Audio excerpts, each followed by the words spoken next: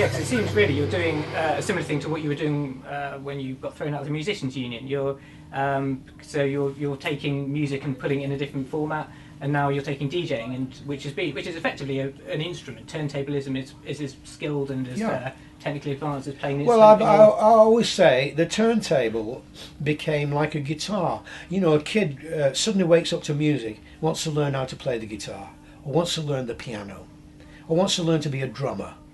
There are kids who wake up and want to be a turntablist. I mean, the word turntablism was Cubert's word. He described it. He said, look, piano players are called pianists.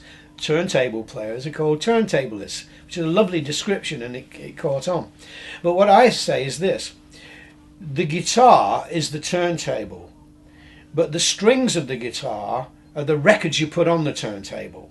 So you choose different records to get different effects and tunes and and loops out of what you're doing with the turntable. And the strumming of the guitar or the hitting of the keys of the piano is what you do with the mixer and the fader and the crabs and the flares and everything else.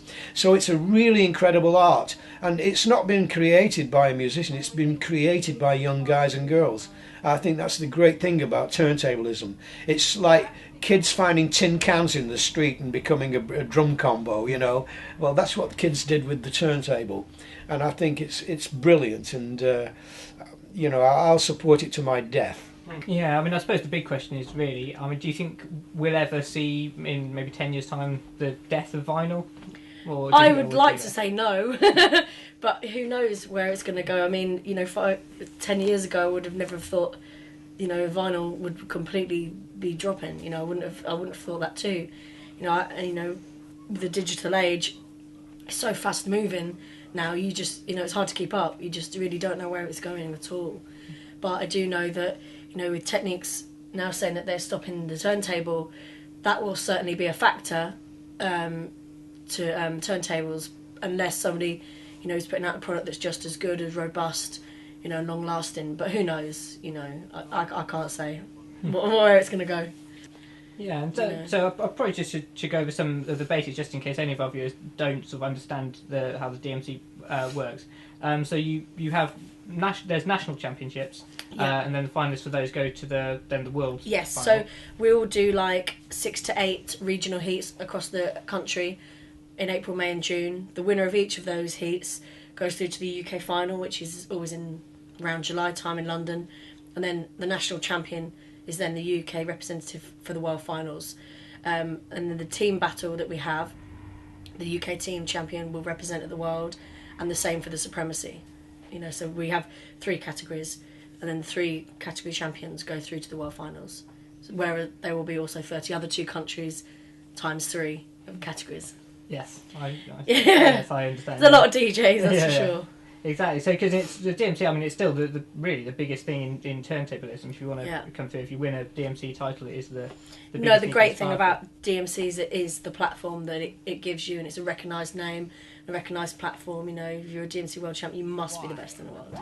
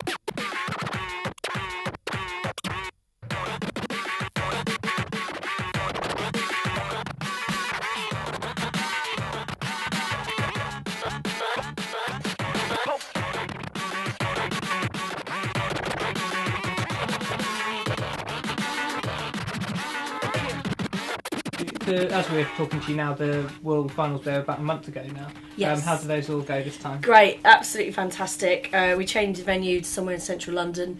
Just like to mix it up now and again. Had been doing it at the Indigo for a couple of years. I absolutely love that venue. You know, it's fantastic.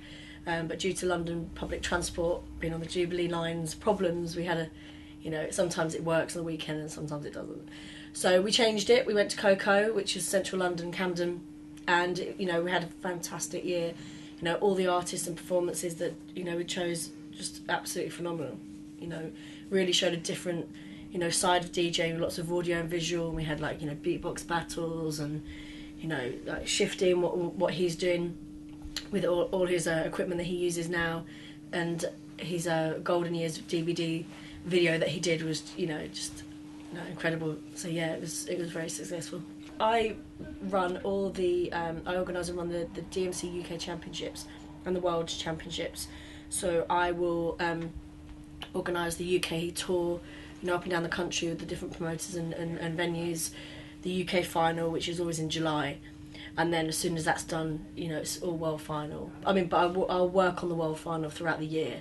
I mean, it's funny, sometimes people think as soon as the world final's done, I get 6 months off, but it's really not the case.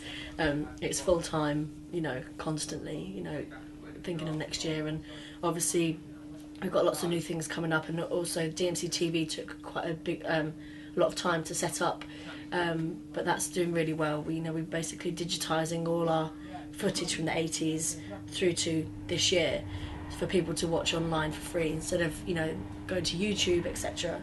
Although it's still great that it's on YouTube, but more of a DMC like TV portal.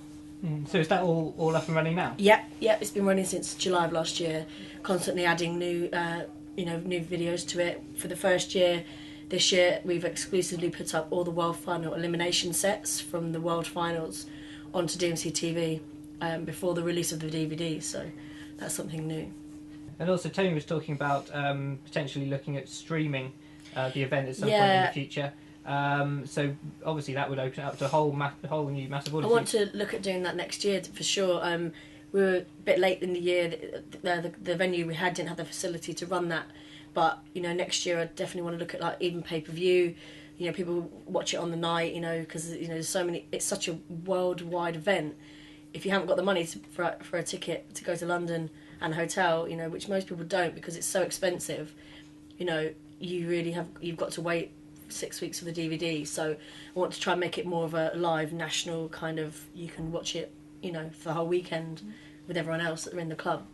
Excellent. And just to kind of end on a bit of promotion, really, then you've got the DVD coming out now. Yes. When's that going to be available? The World Final DVD will be available next week on dmcworld.com. It has all the acts from the weekend, which includes Shifty's Golden Years and his showcase. Eclipse, the French beatboxer, completely stole the show. DJ Woody's turntable in Technicolor, and we've also got the performance from the inventor of the scratch. One final thing that did occur to me. So obviously, you have been at the sort of forefront of DJing in this country with introducing the DMC. So, how are you at your turntablism? Can you do any of that? Do you know what? I've never ever tried. I mean, I've done mixing in terms of like putting stuff together, editing it together, and live on radio and things like that. Just mega mixing tracks, keeping them in sync, making sure they're in the right key. But I never had the audacity to think I could scratch and mix. You've got to want to do that. If you're going to become a great guitarist, you've got to want to do that.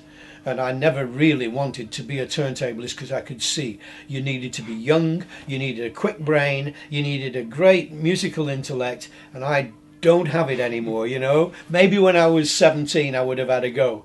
But no, I just prefer watching it now and admiring it. And I always brag about the fact that, in 26 years, there isn't one mix in the World Championships I haven't seen all the way through. Every heat, every elimination, I've seen every single one of them.